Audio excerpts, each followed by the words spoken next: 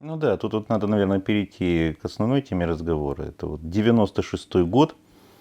Еще, наверное, это январь-февраль, когда вот собралась наша команда, Юра Береков, я, ты, потом уже начали из Уральского фонда Рерихов люди подтягиваться. Там Пьянков, Курапов, еще много наших людей.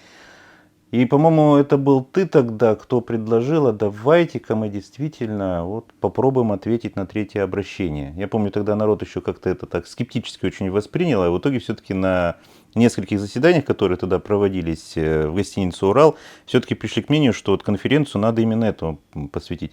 Расскажи, пожалуйста, события, правда, уже сколько, 28 лет прошло, 27, получается, да, 27, 96-й год же был, то есть 27 лет в этом году. Давай вспомним вот эту историю той нашей нашумевшей в свое время Пермского конференции, Пермского съезда. Но дело в том, что мы-то, в принципе, готовились, но мы уже просрачивали, сроки прошли. Но мы хотя бы, значит, все равно заявиться, что, в общем-то, земля-то не спит. Земляне не спят. Правительство спят. Понятно, что им это не нужно. Ну, как не нужно? Может быть, им нужно, но они не могут, потому что земля-то все равно была захвачена уже тогда. Все, ну не все, но мы понимали, что не все так просто с землей происходит. Вот. Ну и когда мы стали готовиться, мы же хотели многих, и Жака Вале там пригласить, и всех. И в принципе, я тогда мог все это профинансировать. Вот. Просто Вейника, когда мы пригласили, да, его же сразу сбила машина. То есть мы поняли, что это небезопасное мероприятие. Ну, кого бы мы ни пригласили из известных людей, в общем-то, опасность угрожает. Мы-то, в принципе, как, просто люди, которые решили проявить инициативу. А там люди, которые с положением, там, с научными, там, какими-то выдающимися заслугами. Мы, в общем-то, не рискнули, там же и Троицкого можно было. Ну, то есть у нас-то контактов было море. Вот. Еще и Зигель был живой. Но Зигеля я помню, я с ним говорил по поводу этого, но он как-то не очень на это отреагировал. Вот. Кузовкин, его правая рука, тоже не очень отреагировал на это. Ну, они занятые люди, понятно. Ну и потом, все-таки это Пермь, да. Они москвичи. Вот. Кого еще мы там хотели? Ну, мы большой сначала список-то подготовили, кого хотели пригласить. Ну и оплатить там все, естественно. Но так вот с Веника началась такая ерунда. Ну и, в общем-то, мы скрутили программу. Так бы, конечно, оно все получилось, солидно. Но и мы хотели солидность. Ну, в Да. принципе, и так ведь люди-то значимые приехали. Там и Марина Ну, Попович Марина приехала, да. Попович, да, Поддубный тот же самый. Вот. Но там я еще многих, кого ты приглашал, я их не знаю. Ну, не знал. Вот. Я вот кого знал, вот Горьковскую эту группу, они же, в принципе, создали этот комитет по уфологии. Вот. От них все шло, в принципе, и все это началось с них-то, собственно говоря. Потому что Бачурин, когда сообщил об этом месте, да, но он сначала со мной встретился, а я уже его, значит, вывел на этих горьковчан. Ну, а потом они уже приехали, там первая была экспедиция самая, нарыли там, Бачурин там же все классно все рассказывал. Но с Бачуриным тоже нехорошо получилось. Он мне все обещал подметное письмо показать. Вот, подметное письмо, это, они же знают, кто вот работает на эту вот космическую тайную программу, да. Они там возили воздух с Земли, воду возили. Вот, они кидали подметные письма. Ну, а подметными у нас называлось, когда в концлагеря там увозили людей, они вот кидали эти вот треугольники, да, как военные письма, что отправили там их родственникам, что они живые, что они тут вот работают. Ну и когда придут, им стирут память, потому что там они подписывали договор, что им будут стирать память. И вот он мне обещал все это вот подметное письмо. И я вот думаю, вот потом это вот случилась трагедия, что он сгорел там, да. Я думаю, что это как раз связано с тем, что чтобы не показывать это письмо, думаю, что я бы обнародовал его точно бы сразу же. Он-то как-то не очень шел на контакт в этом плане. Знаешь, вот очень интересную тему вспомнил, вот как раз про вот это, зрителям, наверное, вообще непонятно будет, про что это надо вообще отдельно рассказывать. Во-первых, у него там все рукописи сгорели. Мы когда туда приехали уже летом, это был 90, господи, что я говорю, это был 2008 год, 2009. Да, смотрели вот как раз вот это место сгоревшего дома. Некоторые рукописи там остались, подобрали мы их. Так вот, буквально за год до своей гибели Эмиль Федорович начал писать книгу, которая называлась «Вымпел Валентич». Может быть, даже про это что-то слышал. Он мне дал одну книгу, которую хотел напечатать. Я ее прочитал. Книга интересная. И он же там встречался с Жаком Вале. Вот, и много информации именно из его книги, из Жака Вале приведено. Но потом уже как бы его информация идет. Ну, для пояснения. Ну, в принципе, книга интересная. Вот, и я вот сожалею, что я ее, в общем-то, не напечатал тогда. Я не знаю почему, но, видимо, завертелся тогда все-таки. Большой был этот фонд, много было народу. Вот, было некогда заниматься этим книжным делом. Вот, а издательство у нас было издательство, все, значит, мы там купили лицензию, но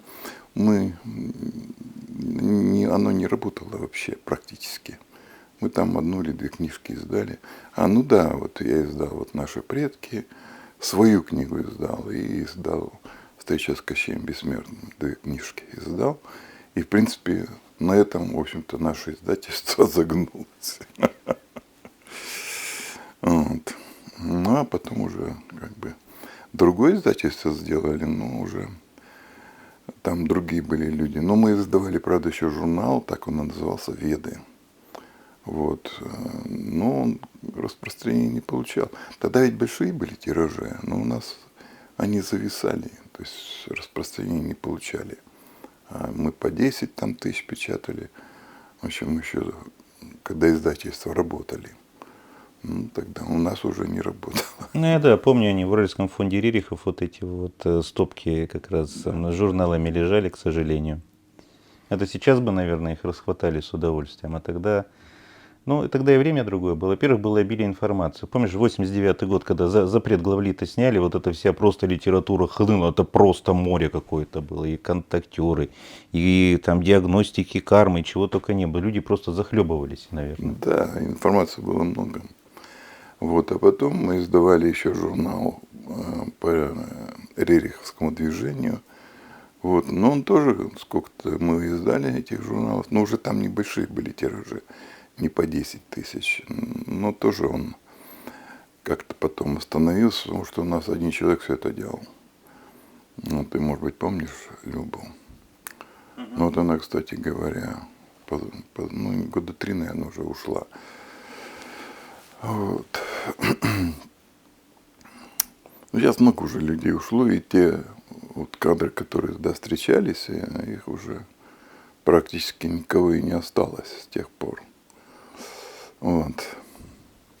А вот поподробнее, Владимир Алексеевич, сейчас почему-то вообще эта информация ушла, и про третье обращение КОН, вот, современное поколение исследователей, которым там 30, 35, даже 40 лет, они даже не слышали. Вот расскажи, пожалуйста, поподробнее, что такое третье обращение КОН и почему оно было важно тогда вот для нашей группы, и почему важно было на него ответить. Но это ведь было в 1928 году, когда там все значит, многие радиостанции, ну тогда в основном радиостанция, телевидение еще так не было развито, а оно прозвучало на 4 языках, на многих радиостанциях. Вот, и там давали срок, вот мы как бы в 96-м сделали, мы на 2, по-моему, года просрочили. Вот нам 50 лет давали, или сколько-то нам давали лет. Ну, у нас еще было время, мы вот еще пока там готовились туда-сюда, вот, ответили, но они ведь еще там условия, что должно государство какое-то выступить, да, но оно как бы не явно это следовало, можно было и самим выступить, да, без государственных, так сказать, деятелей. Но, тем не менее, по всей видимости, не засчиталось наш ответ, потому что мы, значит, вот просрочили. А потом это обращение опубликовал вот в книжке «Азгард, город богов», как его фамилия? Щербаков. Щербаков, да. Вот. И мы вот оттуда взяли. А потом нам пришло 4-е обращение. По-моему, тебе оно пришло, Ну от да, твоего друга. мне коллеги, причем из Америки, Из Америки, группа да. контактеров передала. Причем, знаешь, что интересно? Я потом выяснил корни. Они были связаны с движением Хаббарда, вот с этим его морской организацией. Там у них несколько было направлений. И передали через них вот эту информацию. Я тогда переводил как раз вот этот текст. Мгм. Ну, понятно. А в американском варианте он назывался «Хорошие и плохие парни из космоса». Плюс Да, там еще, да. помнишь, вторая часть была про компьютер, суперземной компьютер, который управляет, в принципе, всеми процессами на планете. Управлял, его Управлял. выключили, да. Но он не только на планете, он вообще считал, это же как бы считалось одной из чудес света, он управлял вселенными. То есть там шли вот... Сейчас ведь пришла информация, что с Лебедя подобные стали сигналы идти, да, то есть там такой же построили, но он Логос, они его там называли. Такой же они построили компьютер, и все его излучения, которые с Лебедя идут, достаточно мощные, они коррелируют со вспышками на Солнце. То есть фактически они взяли управление планетами, галактиками, там, вселенными, именно вот то, что было на Земле, создано нашими предками. А они же, когда в 3-м же обращении, они же говорили, что им этот логос важен. Вот сейчас он используется просто как энергетический источник, он выключен, управляющая компонента его отключена. Вот. Но сейчас вот такая вот ситуация. Ну, потом было еще много всяких обращений, ну, кто во что гораздо, кто откуда. И все писали там, что они там, в общем-то, создали нас, да, что это они хозяева земли и так далее. И по количеству этих всяких обращений стало ясно, что, в принципе, земля никем не создавалась, и никто там нас не создавал, потому что, ну, раз все нас создали, ну, значит, это ясно, что это неправда. То есть мы, в общем-то, сами по себе, земляне.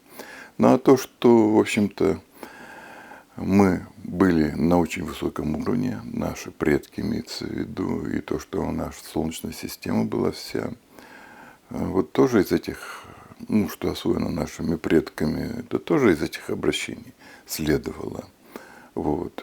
И то, что вот у нас вот внутренняя Земля, да, выбрали вместо внутренний грунт, да, вот, и создали Луны. А у нас сейчас одна только Луна. А вообще вот по данным АННРБ, да, там же они описывают, сколько времени надо плыть, чтобы попасть во внутренний океан, да, ну там внутреннее море.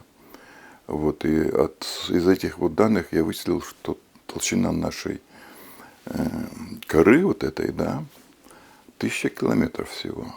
А у нас же 6700 с лишним километров, да, радиус. Вот, то есть 5000 практически это вот внутренняя Земля. И поскольку там у нас океанов-то 2/3, да, вот от суши, ну, вернее, от всей Земли.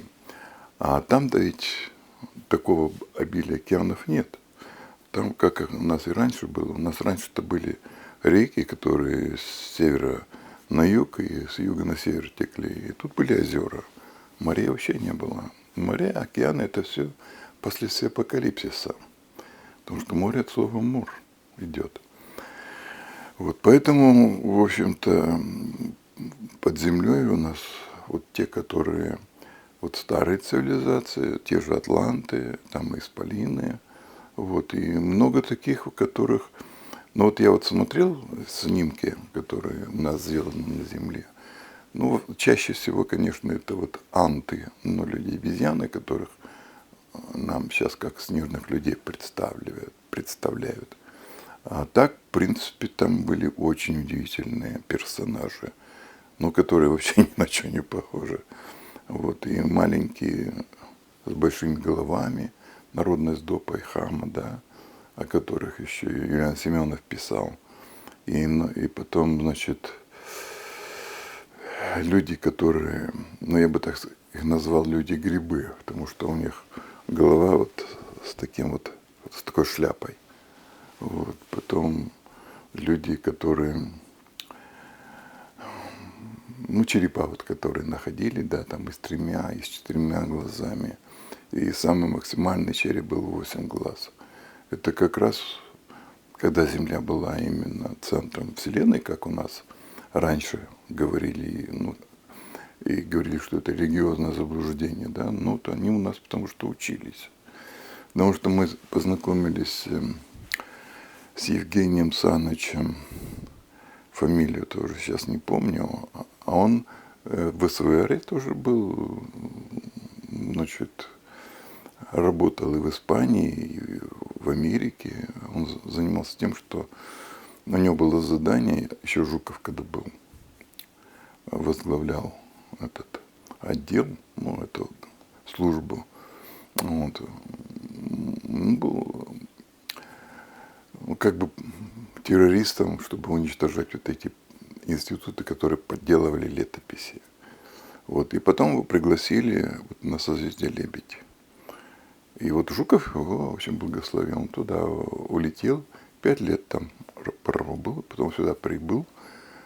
Ни документов, ни куратора, который там его подтвердил бы, что он реально является агентом, да, уже не было. Вот, поэтому он у нас бомжевал. Но, правда, так и не улетел. Они ему предлагали вернуться опять на это созвездие. Он не захотел. Ну вот он уже рассказывает, как там они живут. Конечно, это тоже была фантастика, потому что там, ну, в принципе, какое-то желание имеешь, там типа автоматов стояло. Ну, что ты представил, то, в принципе, и появлялось у них. Потом, ну и потом там в плане питания, ну, в основном вещи, вот вещи там были. А в плане питания что-то я там не помню, чтобы он мне рассказывал, чтобы что-то было. Вот, и все бесплатно. Все абсолютно бесплатно. То есть там другая вообще цивилизация и другие взаимоотношения между людьми. Понятно, что наша цивилизация с нашей культурой и традициями ни в какие ворота по сравнению с ними не лезет. Вот. С ним было 2 тоже куратора на постоянной связи. Вот. Но вот тоже вот такая штука, как вот с подобной тогда, когда мы встречались-то. Ну, вернее, поехали на встречу с инопланетянами, да, вот, подобный там, вот, моя секретарша, с ними встретились, а со всеми не встречались.